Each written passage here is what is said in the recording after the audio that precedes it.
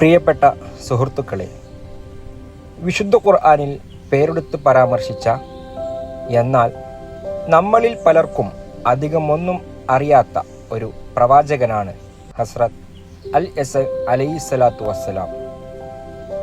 അധികം കഥകളോ വിശദീകരണങ്ങളോ ഇല്ലാതെ വളരെ ചുരുങ്ങിയ വാക്കുകളിലാണ് അല്ലാഹു ഖുർആനിൽ അദ്ദേഹത്തെക്കുറിച്ച് പറയുന്നത്. എന്നാൽ ആ വാക്കുകളിൽ അദ്ദേഹത്തിൻ്റെ മഹത്വം മുഴുവൻ അടങ്ങിയിട്ടുണ്ട്. ചരിത്രത്തിലേക്ക് ചേർത്തുവെച്ച ഇല്ലാത്ത കഥകൾ ഒഴിവാക്കി ഖുർആനും സ്വഹീഹായ ചരിത്രവും മാത്രം മുൻനിർത്തി നമുക്ക് അൽ-യസ നബിയുടെ ജീവിതത്തിലേക്ക് ഒന്ന് കണ്ണോടിക്കാം. വിശുദ്ധ ഖുർആനിൽ 2 സ്ഥലങ്ങളിലാണ് അല്ലാഹു അൽ-യസ നബിയുടെ പേര് എടുത്തു പറഞ്ഞിട്ടുള്ളത്. ഒന്ന് സൂറത്തുൽ അൻആമിലെ 86-ാം ആയത്ത്.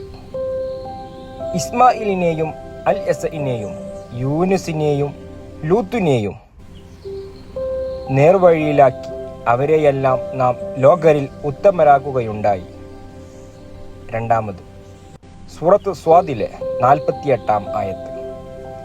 ഇസ്മായിലിനെയും അൽ-യസഇനെയും ദുൽകിഫ്ലിനെയും ഓർക്കുക, അവരെല്ലാവരും ഉത്തമന്മാരിൽ പെട്ടവരാകുന്നു.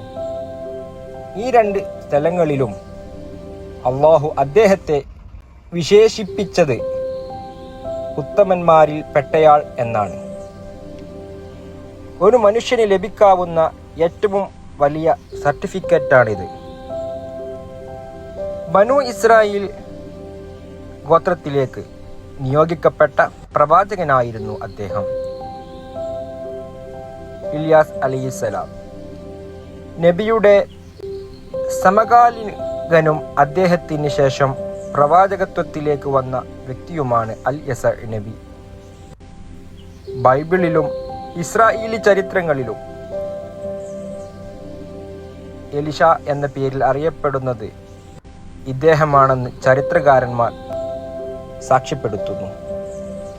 ഇല്യാസ് നബിയുടെ വിയോഗത്തിന് ശേഷം സിറിയയിലെ ബാൽബക് പ്രദേശത്തുള്ള ആളുകളിലേക്കാണ് അദ്ദേഹം പ്രവാചകനായി നിയോഗിക്കപ്പെട്ടത്. അൽ-യസ നബിയെക്കുറിച്ച് ഇസ്ലാമിക പ്രമാണങ്ങളിൽ വന്നിട്ടുള്ള സത്യസന്ധമായ ചരിത്രം ഇതാണ്. ഇല്യാസ് നബി തൻ്റെ ജനതയെ അല്ലാഹുവിലേക്ക് ക്ഷണിക്കുകയും എന്നാൽ അവർ അത് നിഷേധിക്കുകയും ചെയ്ത കാലഘട്ടമായിരുന്നു അത്. ആ സമയത്താണ് അൽ-യസ നബി ഇല്യാസ് നബിയോടൊപ്പം ചേരുന്നത്. അദ്ദേഹത്തിൻ്റെ കൂടെ താമസിച്ച് ദീനിൻ്റെ കാര്യങ്ങൾ പഠിച്ചെടുത്തു. ഇല്യാസ് നബിയുടെ മരണശേഷം ബനു ഇസ്രായേലുകാർ വീണ്ടും പഴയതുപോലെ വഴിപിഴച്ചു പോവുകയും വിഗ്രഹാരാധനയിലേക്ക് മടങ്ങുകയും ചെയ്തു. അപ്പോഴാണ് അല്ലാഹു അൽ-യസ നബിയെ അവർക്കിടയിലേക്ക് പ്രവാചകനായി നിയോഗിക്കുന്നത്. അദ്ദേഹം അല്ലാഹുവിൻ്റെ നിയമങ്ങൾ തൗറാത്ത് ജനങ്ങൾക്ക് പഠിപ്പിച്ചു കൊടുത്തു. തൻ്റെ ജനതയോട് അങ്ങേയറ്റത്തെ ക്ഷമയോടെ അദ്ദേഹം ദഅവത്ത് നടത്തി. സമാധാനവും നന്മയും നിറഞ്ഞ ഒരു ഭരണാധികാരി കൂടിയായിരുന്നു അദ്ദേഹം. അദ്ദേഹത്തിൻ്റെ കാലത്ത് ജനങ്ങൾക്ക് സമാധാനം ലഭിച്ചെങ്കിലും അദ്ദേഹത്തിന് ശേഷം ബനു ഇസ്രായേലുകാർ വീണ്ടും അക്രമത്തിൻ്റെ വഴിയിലേക്ക് തന്നെ തിരിഞ്ഞു.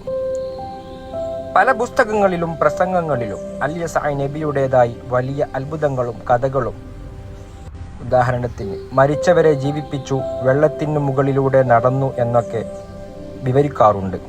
എന്നാൽ ഇസ്ലാമിക പ്രമാണങ്ങൾ പരിശോധിച്ചാൽ ഇവയൊന്നും വിശ്വസനീയമായ റെക്കോർഡുകളല്ല, മറിച്ച് ഇസ്രായേലിയാത്തുകൾ അഥവാ മുൻകാല വേദക്കാരിലെ കഥകളിൽ നിന്ന് കടന്നുകൂടിയതാണ് എന്ന് മനസ്സിലാക്കാം.